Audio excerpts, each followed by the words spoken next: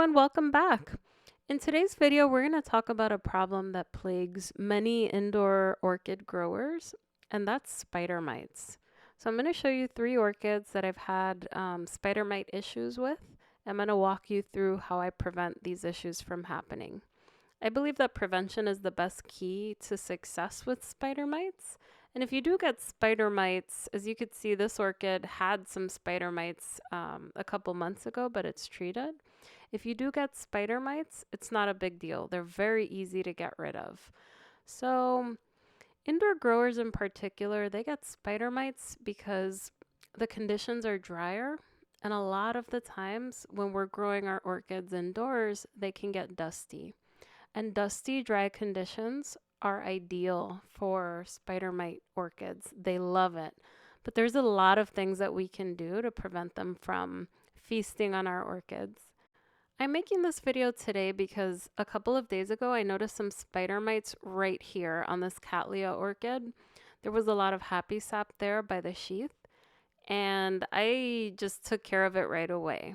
There's no visible damage. There were a bunch of spider mites all along that sheath, but I think I caught it very early, so they didn't have a chance to do too much damage. Typically, I don't have issues with my Cattleyas, but I have a lot of issues with my Catasetums. And I typically don't have issues with them in the summer either. It's in the winter when the conditions are much drier. And it's not always so obvious because they appear on the undersides of the leaves.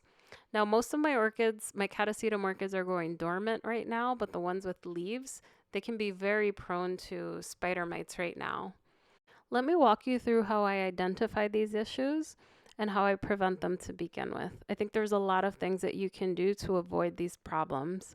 So you know that you have spider mites when you start seeing changes in the leaves of your orchid.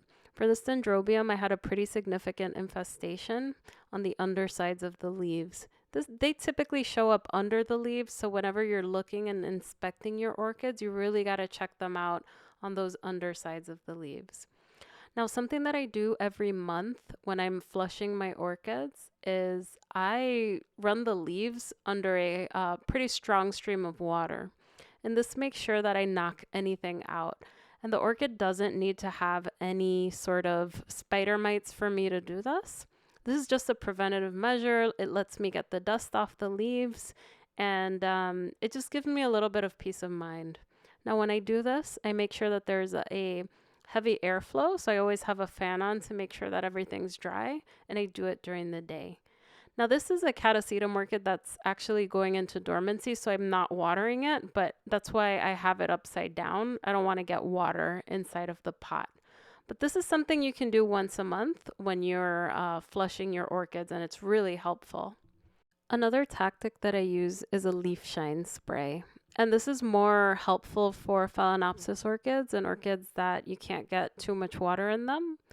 So what I like to do here is I wipe this down with a spray solution of a little bit of neem oil, a little bit of soap, and a little alcohol. And then I rub everything down. And what this does is if there's any existing spider mites on the leaves, it takes them right out. So I like to do this as the seasons are changing just to make sure that the orchids are not accumulating any dust. And they're really attracted to dust and dry conditions. So by wiping them down, I know that I'm not giving them a good chance to really live on my orchid. Now, as I'm wiping them down, I also sometimes I remove the sheaths of these orchids.